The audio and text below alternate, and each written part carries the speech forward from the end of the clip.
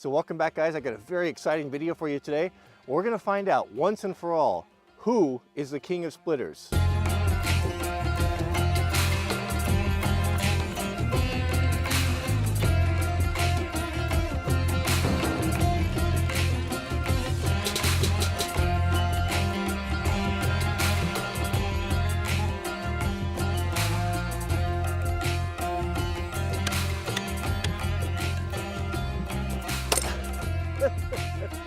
What was going on there? So it seems to me one of the most important things in a test like this is consistency. We've got to have consistent wood to get accurate outcome, right?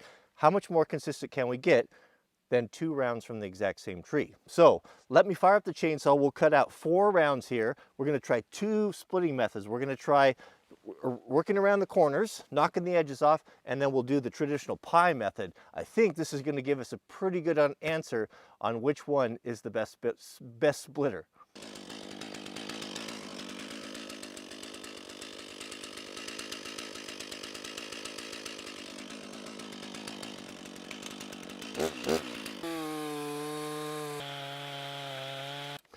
I was thinking on the way down here, one of the funniest things, one of the funniest stories I ever heard, I wanted to share with you guys while we're filing here, was from some of you guys from the old days, the Wrangler Barn channel will remember my old neighbor, Henry. Henry was in his late 80s, early 90s, I forget, but he was a logger his whole life up on Mount Hood and Mount St. Helens up in that area, worked as a mechanic as well.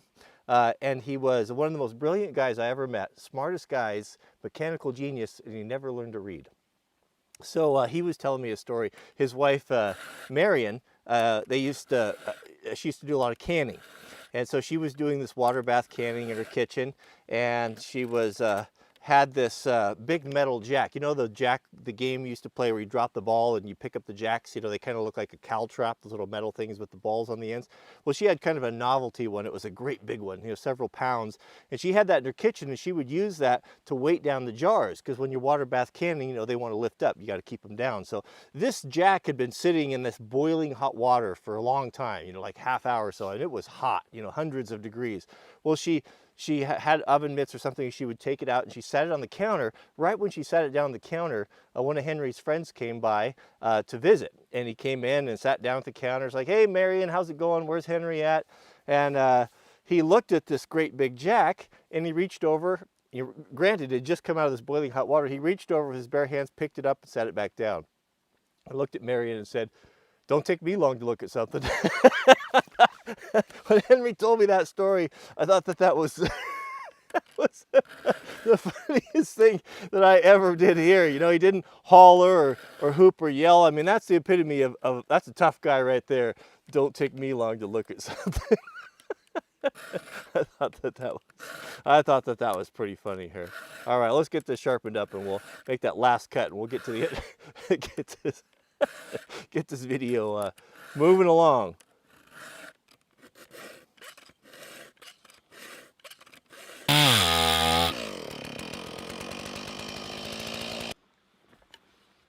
Got my saw stuck.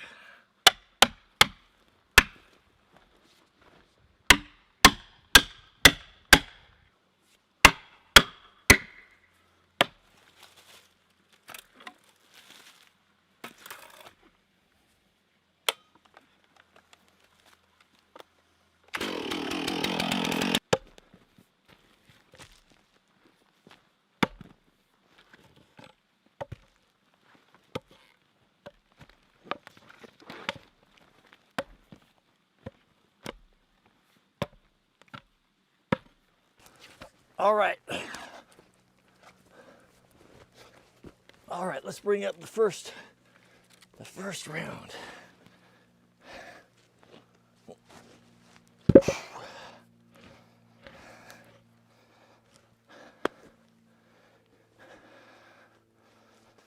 All right, let's talk about 2 radical different schools of thought right here.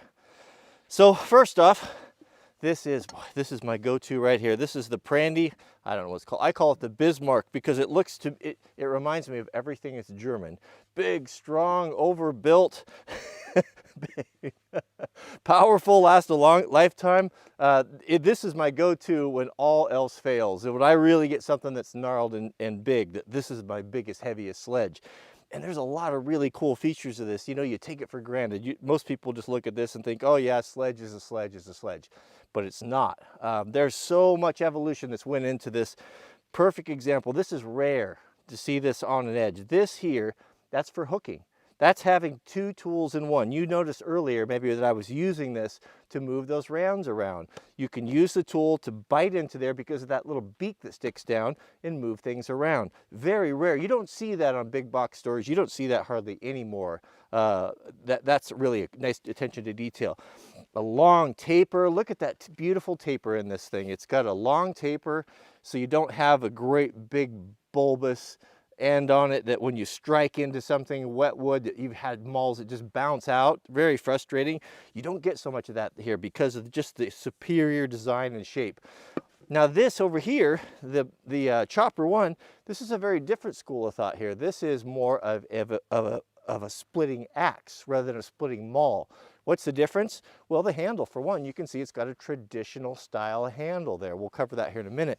But a little bit faster swinging speed, a little bit different concept. Of course, the Chopper one has this mechanical advantage. Then that's what we're here to find out today. Is this going to be superior to the traditional heavy maul? As these little wings flip out there, is it going to blow this wood away? It's going to knock it out. So that's what we'll find out. That's what we're going to find out today. Let's cover the handles real quickly, and then we'll get into the test. So not only do the heads share a completely different school of thought when it comes to splitting wood, so do the handles. You want to see two perfect examples of how handles should be done? Right here. Oh, so much of this. I could go on and on about this all day. Again, to the casual observer, you're just going to think as a handle's a handle, right? No, man, this Prandy, I wish Prandy axes were available in the States instead of just Europe, because man, they are, the more that I use them, you know, they have become, next to Grand Force Brooks, my go-to axes, the ones that I keep. Axes come through my hands all the time. The ones that I'm really reluctant to give away are these. I just love them. They're so much good to say about them. Just the handles alone would be a video. Look at this strong, heavy handle right here. But what it does is it gives you that strength up here where you have a tendency to overstrike. We've all done that. You'll look at mauls and they're beat up right there. Gives you some longevity there. Gives you you can make a few mistakes on it, not break your handle. And then it tapers down here to where your hands are going to be working into a nice, comfortable, more manageable size. This is too fat, this is just right. But they don't stop there. And here's where the rubber meets the road. And what you don't see is it actually has a little palm swell on it. That really helps with fatigue. And it's not typically done because it costs more money. You have to start with a much bigger piece of wood to end up with that. And then there's so much to this handle, I can't even tell you. From the way it's hung to the eye, it's really, really well done. But it's a straight handle, and that's what you usually get from a maul. Now this here is a splitting axe. Now these are more popular. They were certainly more popular out west, especially there's guys that used to split wood all the time. Even I think when my dad was in high school, there were some guys down at the paper mill, young guys that would work down there, and that's what they did all day is they split firewood for the wood boilers. And he said they look like Mr. Olympian bodybuilders, you know, the shoulders in the back. You imagine having a job where you split wood all the time? But they preferred a splitting axe. And that may have something to do with, it could be regional, as well as the type of wood that we split, which would have been Douglas fir at that mill. But look at this. This is handle perfection right here. It is got a beautiful fawn's foot with a little kick on it. It has a nice curve to it. It is so good. I've looked at it and felt it and studied it that I am going to use this as a template for future splitting axes. It's really that good. I mean, look at that. It's got a nice big swell at the end of it. I don't know if you can see that or not. Right there, comes down, fits the hand really well. It's beautiful sweeping arc. Really, just really works with the body. I'm ranting. I could go on and on about these hands. Let's get to the splitting. Good grief, I get going on about handles and go on all day. It's a whole video in itself there. Okay, so I changed my mind. We're gonna use this one piece. We're gonna chop opposite sides because it's so symmetrical that I think that's gonna give us the best test. So Plus I'm running out of daylight. I've been messing around so long. Okay, so let's start with the chopper one. Chopper one here will work on the right-hand side, and then we'll work over here on the left with the HMS Bismarck. Okay, you ready? We're gonna just do the side chop method here. Oh, didn't stick. Let's give it 2 hits. 3, 4, okay, 5. Well, we have 5 right there to knock it off the side. Nice thing about it is it didn't stick, right? We don't like sticking. That's gives us a lot of extra work. Okay, now the Bismarck, try to do hit in the same place here. Oh, 2, 3, 4. Oh, 5. How about that? The chances of hitting both those splitting the same. Okay, let's move the camera and then we'll hit these 2 sides. I guess we could do it right here. It's a little bit tall for me, this chopping block, but that's all right. We'll make it work. Hopefully we're in focus. Okay, so we'll do the right here with the chopper one. Oh man, that was a good hit. Oh yeah. That's 2. Oh, if I would have hit it, that would have been, the third one would have knocked that off there. That was user error. Oh man, the pressure's on. Pressure's on for the Bismarck. Got the same piece of wood, pretty consistent here. Here we go, ready? Oh, that was a good one. That felt the crack. Oh, 2. Again, the same thing. I'll back up a little bit. Okay, so we got 3 again. 3 again. See, remember, we talked about the fibrous. I wonder if that chopper would have knocked that one off if I would have hit it right. Okay, now we got 2 more splits here. Can we do it in one with the chopper one? Here we go. Oh yeah, look at it blasted apart. No fibers remaining, right? That's pretty good. Where were we? We're on the top there? Yeah, right there. Will the Bismarck, will it chop in one here? Let's see. Oh yeah. Even with more authority, if I had to admit it. Okay, so let's do the pie method. I'd say that was a push. That was a push. All right, we'll get another one going here. Man, is there anything better than out in the forest splitting Doug fir in the cold autumn day? 27 degrees today. Okay, now we'll try the pie method. We'll see what happens, who comes out on top. Then I'll give you my conclusions here. I'm forming opinions right now. So last time we did the slabbing method, right? Where we take it and knock the 4 corners off, and then usually one billet left in the middle, you can split it. We're gonna do the traditional way, the pie method this time, and I brought you a little bit closer, and then we'll alternate. So let's start with the chopper one. We'll see how many times it's gonna take to split here. So, ready? Okay, 1, 2, 3, 4, 5. Oh, I missed. 6, 7, 8, 9, 10, 11, 12, 13, 14, 15, 16. Guys, come on. 17, 18, 19, 20. It's completely split over here. Of course I would have moved around with the split, but I wanted to see if I could split it. I lost track.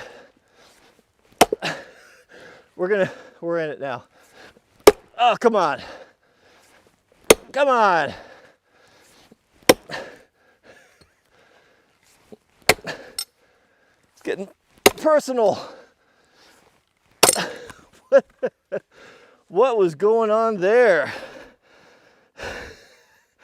wasn't any, there's no knot or anything there, really. Man, that was not very good. All right, let's roll another one on. See what the Bismarck can do. Man, that'll get you in shape. So this is actually, the Bismarck's at a bit of a disadvantage here because this one's even bigger. This one's even bigger. We'll see what happens here. Same tree, these two were connected to each other, so. Whew! All right, I don't know how scientific this is. Let's just, we'll get out. There's a knot right there. There wasn't a knot. There wasn't a knot with the chopper one. Well, come on, with German power, they can overcome. Oh, that feels solid. 1, 2, 3. We might be here for a while. I'll let you guys count. I got enough to worry about.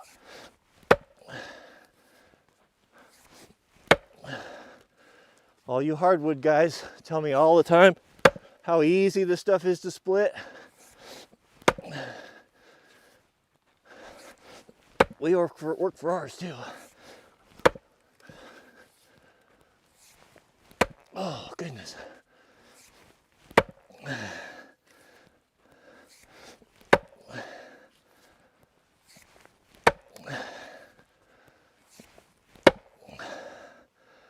Whew.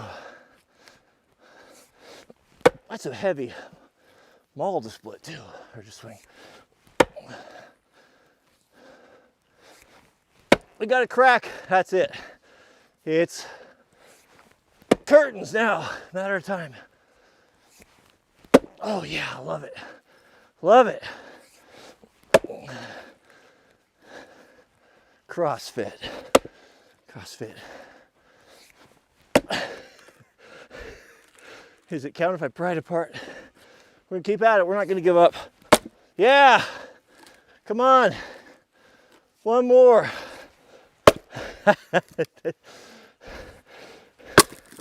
All right, I wasn't counting. Give me a, give me the count in the comments. Man, I think I need to get out and chop some more wood. All right, so let's wrap it up with my conclusions here. All right, friends. So, if somebody go back and if you can rewatch that, put in the comments how many swings did it take for each one. I guess, is that definitive? It was a tie on the first one. It was probably pretty close to a tie on the second one. So it's all going to come down to user experience. How about that, user experience? Because obviously they both work. I have to say that I do feel a little bit of, I don't know if I'd call it pain or discomfort in my hands from the mechanical motion, the vibration coming from those jaws slapping up, transferring through the handle. Even though it is a good hickory, looks like a hickory handle, my hands, they hurt a little bit. I don't, maybe it's just me, maybe I'm just soft, but I don't think that it would be wise, or a guy would really want to, if you were, say, one of those guys back in the 60s that split wood for a living, that if you'd want to swing this all day. You know, I don't know, I haven't done it, but I kind of feel like that could be a problem. Now, is that going to be an issue for the rest of us who, you know, maybe go out and split wood for 3 or 4 hours in the morning or until lunch? Probably not, but it could be.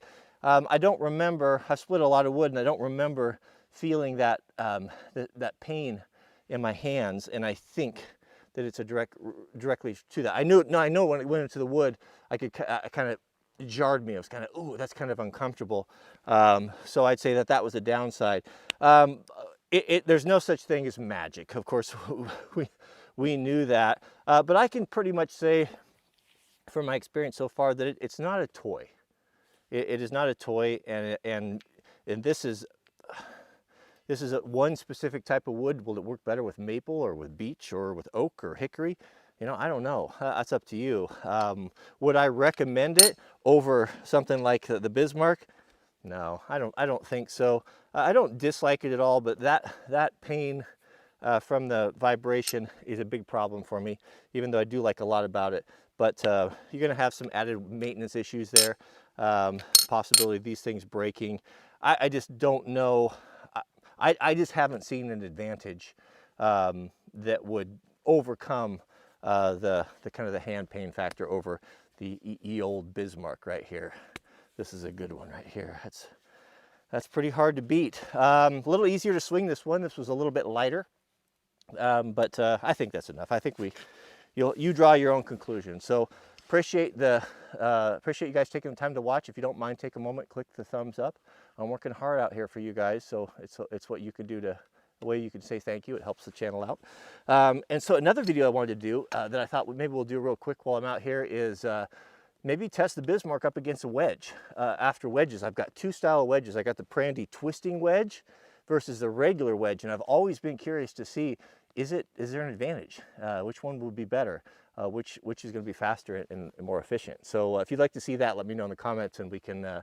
I'm going in. It's going to be supper time here, but I'll come back out tomorrow and do it. So thanks for watching, and we'll see you guys on the next video.